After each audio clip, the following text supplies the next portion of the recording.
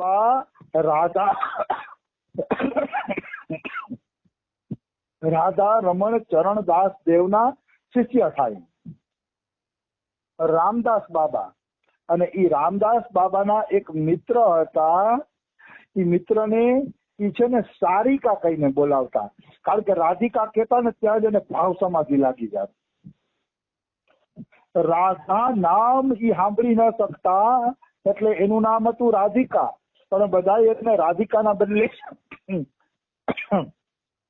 સારિકા કહીને બોલાવતા, કારણ કે રાધા નામ સાંભળી જ નહોતા શકતા. એવડા મોટા મહાપુરુષ રામદાસ બાબાજી એકવાર વૃંદાવન આવ્યા. વૃંદાવન આવ્યા ને એટલે રામદાસ બાબાએ કીધું કે પંડિત બાબા કે તમારે મને ચરણ સ્પર્શ કરવા દેવા પડશે. તો પંડિત રામકૃષ્ણદાસ બાબા કે છે કે અરે બાબા તમે કયો, અને હું ના પાડું એવું થોડું બને ઈ કે એમ. તમે મારા ચરણ સ્પર્શ કરી લ્યો, જરૂર ચરણ સ્પર્શ કરો કે તમને થોડી ના પડાય. પછી પંડિત રામકૃષ્ણદાસ બાબાના ચરણ સ્પર્શ કર્યા રામદાસ બાબાજી. તો કોક સેવકે કીધું કે પંડિત બાબા તમે તો કોઈને ચરણ સ્પર્શ કરવા દેતા નથી, તો રામદાસ બાબાને કેમ ચરણ સ્પર્શ કરવા દીધા? તારા પંડિત બાબા બહુ સરસ મજાની વાત કરે છે કે અરે રામદાસ બાબા છે ને એ મહાત્મા છે, મહાપુરુષ છે. એ એમ કે ચરણ છુઓ તો છુવા જોઈએ, અને કે ચરણ સ્પર્શ કરવા દો તો સ્પર્શ કરવા દેવા જોઈએ. મહાત્મા સામે આપણા નિયમ ન રાખવા જોઈએ. આ એક બહુ અગત્યની વાત છે, દિવ્ય વાત છે કે જે મહાત્મા છે, મહાપુરુષો છે, એની પાસે આપણે નિયમની પુખ્તેણી વગાડવી જોઈએ નહીં. એ જેમ કેમ કરવું જોઈએ, એના આદેશોનું પાલન કરવું જોઈએ, એના નિર્દેશોનું પાલન કરવું જોઈએ. એમાં જ મજા છે. આવી વસ્તુ છે. એટલે મહાપુરુષના આદેશ નિર્દેશ અનુસાર જીવન જીવે ને એ વ્યક્તિ ખરેખર ઝડપથી આગળ નીકળે છે. મહાપુરુષોના વચનોને ક્યારેય નીચે ન પડવા દેવા જોઈએ, એની કોઈ જરૂર નથી. મહાપુરુષ કેમ જ કરવું જોઈએ, આવી વસ્તુ છે. તો પંડિત રામકૃષ્ણદાસ બાબા ક્યારેય કોઈને પોતાના ચરણ સ્પર્શ ન કરવા દેતા.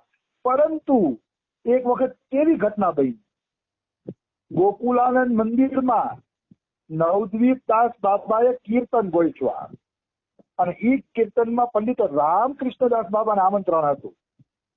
એટલે એ લોકો રાત્રિ કીર્તન કરવા માટે ગયા. ક્યાં તો રાત્રિ કીર્તન કરવા ગયા ને, તો કીર્તનમાં પંડિત રામકૃષ્ણદાસ બાબાને એવો ભાવ આવ્યો ને કે જોર જોરથી બોલવા માંડ્યા, ચરણ રજ લઈ લ્યો, મારી ચરણ રજ લઈ લ્યો, જેને જોતી હોય ને મારી ચરણ રજ લઈ લ્યો. અને તેથી ભક્તો તૂટી પડ્યા. આજે પંડિત બાબાની ચરણ રજ લેવાનો સારો મોકો છે. ભક્તો તૂટી પડ્યા અને ભક્તોએ ખૂબ જ પંડિત બાબાની ચરણ રજ લીધી. જાણે પંડિત રામકૃષ્ણદાસ બાબાએ ચરણ રજ આપવાનું સદાવ્રત ખોલી દીધું હોય એવું એ બધા વસ્તુને જોઈને લાગતું હતું. એમાં રમેશ બાબાને પસંદ કર્યા હો. રમેશ બાબા એક એવા વિલક્ષણ મહાપુરુષ છે. આજ સુધી મેં ક્યારેય નથી જોયું કે એનો ચરણ સ્પર્શ કરવા કોઈ ગયું હોય ને એને ના પાડી હોય. લાંબા પગ કરી દે, લઈ લ્યો, જેને જોતું હોય ને. રમેશ બાબા એવી વિભૂતિ છે, એવા મહાપુરુષ છે. કોઈ ચરણ સ્પર્શ કરવા આવે તો ઉભા રહી જાય, ચરણ સ્પર્શ કરવા દે. કારણ કે એનો એક સૂત્ર હતું કે કોઈ ચરણ સ્પર્શ કરે છે નથી કરતું એનું એ મહત્વનું નથી. મહત્વનું છે કે કોઈ ચરણ સ્પર્શ કરે તમને જો એમ થાય કે હું કઈક મોટો બની ગયો છું, તો ખેલ ખતમ, તો તમારો ખેલ ખતમ. કારણ કે તમને એમ થઈ ગયું કે હું કઈક મોટો બની ગયો છું.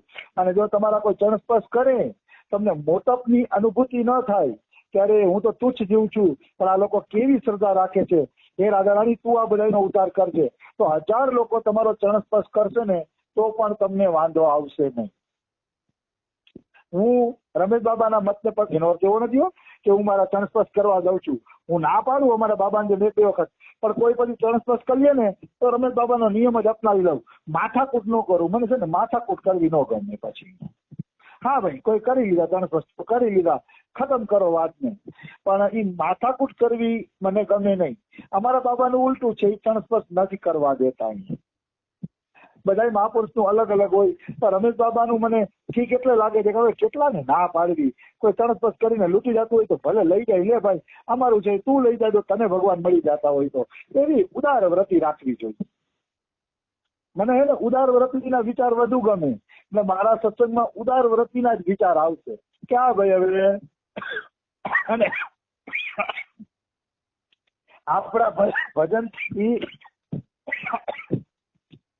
આપણા ભજનથી કોઈનું મંગલ થતું હોય, હું તો કઉ છું એવું મંગલ એ હારું.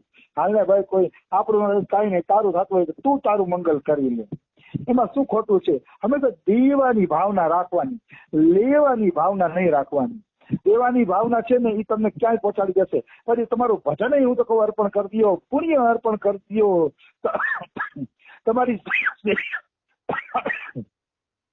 તમારી સેવા પૂજા એનું જે કઈ પુણ્ય છે એ અર્પણ કરી દો. અર્પણ કરો તમે, કારણ કે દેવામાં મજા છે, લેવામાં મજા નથી.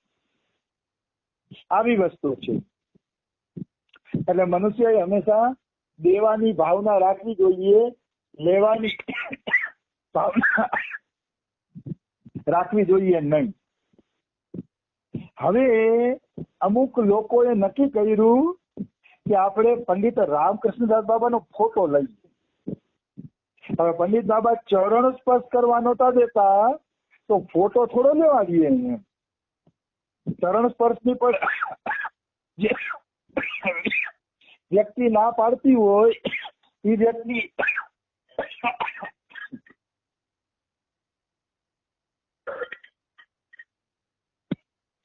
ચરણ સ્પર્શની જે વ્યક્તિ ના પાડતી હોય એ વ્યક્તિ ફોટો થોડો લેવા દઈએ. એટલે ફોટો એની ઈચ્છા નહોતી, પણ આ લોકોએ કપટથી કેમેરા ગોઠવી દીધા હતા. 2-3 જગ્યાએ કપટથી કેમેરા ગોઠવી દીધા કે આપણે ફોટો લઈ લઈએ. તો એ ફોટો લેવા વાળાની ખબર પડી ગઈ પંડિત બાબાને. એટલે પંડિત બાબાએ મોઢા ઉપર પન્નિયું નાખી દીધું. પન્નિયું નાખ્યું પછી પંડિત બાબા દોડીને કુટિયામાં જઈને એને શ્વાસ લીધો. કુટિયામાં જઈને પંડિત બાબા શ્વાસ લે છે, પણ બાબાની ઈચ્છા વિરુદ્ધ ફોટો લેવાના કારણે એ શેઠની તેલની જે મિલ હતી એ તેલની મિલ બંધ થઈ ગઈ અને ફોટોગ્રાફરના તો પ્રાણ જ વયા ગયા. કારણ કે સંતોને દુઃખી કરીને ક્યારેય તમારા કોઈ કાર્ય સફળ થતા નથી. હું નિશ્ચિત રૂપે કહું છું, એમાં કોઈ શંકા નથી.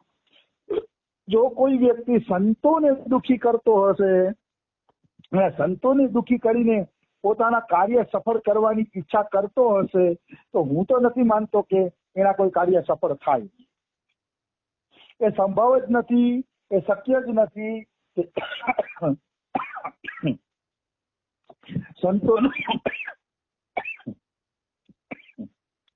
સંતોનો અપરાધ કરીને તો અમરીશ રાજાના દુર્વાસાના પ્રસંગમાં છે કે દુર્વાસા જેવા તપસ્વી સુખી નથી રહી હતા, તો સાધારણ મનુષ્ય સંતોનો અપરાધ કરીને કઈ રીતે સુખી રહી શકે? કોઈ એમ કે સંતોનો અપરાધ ઘણાએ કર્યો હોય પણ એના જીવનમાં સુખ તો દેખાય છે, તો એનો અપરાધ સંતે. ત્યારે સંત કોઈ વાત્સલ્યના કારણે કે પ્રેમના કારણે કોઈનો અપરાધ ન ગ્રહણ કરે તો પછી એ જીવને વાંધો નથી આવતો. પણ જેના માટે સંતનું આમ મગજ મતલબ ક્રોધિત થઈ જાય અથવા તો સંતને અભાવ આવી જાય તો એ જીવને નષ્ટ થતા કોઈ રોકી શકતું નથી. આવી વસ્તુ છે. પછી આગળનો પ્રસંગ છે કે બાબાની અંદર અલૌકિક શક્તિ હતી. અલૌકિક શક્તિ બાબાની અંદર એવી હતી કે બાબા જે કાંઈ ઈચ્છા કરતા એ ઈચ્છા પૂરી થઈ જતી. જે કાંઈ ઈચ્છા કરે, જે કાંઈ વસ્તુ કરે એ વસ્તુ પૂરી થઈ જતી. ઈચ્છા માત્રથી એના કામ થઈ જતા. તો એકવાર બંગાળના પ્રાણ ગોપાલ ગોસ્વામી જે ભાગવત કથાકાર હતા એ પ્રાણ ગોપાલ ગોસ્વામીએ 200 રૂપિયા મોકલાવ્યા પંડિત બાબા પાસે અને કીધું કે વ્રજના વૈષ્ણવોનો ભંડારો કરી દેજો, 200 રૂપિયા હું મોકલાવું છું. તો કે ઠીક છે. પ્રાણ ગોપાલ ગોસ્વામી એના મિત્ર હતા એટલે પછી ના પણ ન પડાય, કારણ કે પોતાના હોય એને કેવી રીતે ના પાડવી. એટલે પ્રાણ ગોપાલ ગોસ્વામીના 200 રૂપિયા લઈ લીધા પંડિત બાબાએ અને ભંડારો કર્યો. તો 200 રૂપિયામાંથી એમ માનો ને કે લગભગ 50-60 મૂર્તિ જમે ને એવડો ભંડારો થાય કે 50-60 એ જમાનામાં 50-60 સાધુ જમી જતા. તો 50-60 સાધુની મૂર્તિનો પ્રસાદ બન્યો.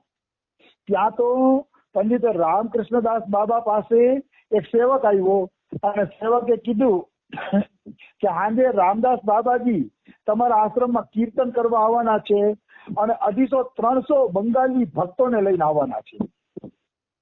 તો બધા ચિંતામાં પડી ગયા કે 250-300 બંગાળી અને 50-60 આપણે નોતરેલા સાધુ, તો 200 રૂપિયામાં બધાનો ભંડારો ક્યાં થશે? 200 રૂપિયામાં તો આપણે આ બધાનો ભંડારો કરી નહીં શકીએ, કારણ કે આપણી પાસે તો પૈસા ખાલી 200 રૂપિયા જ છે. અને પંડિત રામકૃષ્ણદાસ બાબા પૈસાનો સંગ્રહ ન કરતા, મહાપુરુષ હતા. પૈસાનો સંગ્રહ ને એવું બધું કઈ કરતા નહીં. તો કે હવે શું કરવું? તો પંડિત રામકૃષ્ણદાસ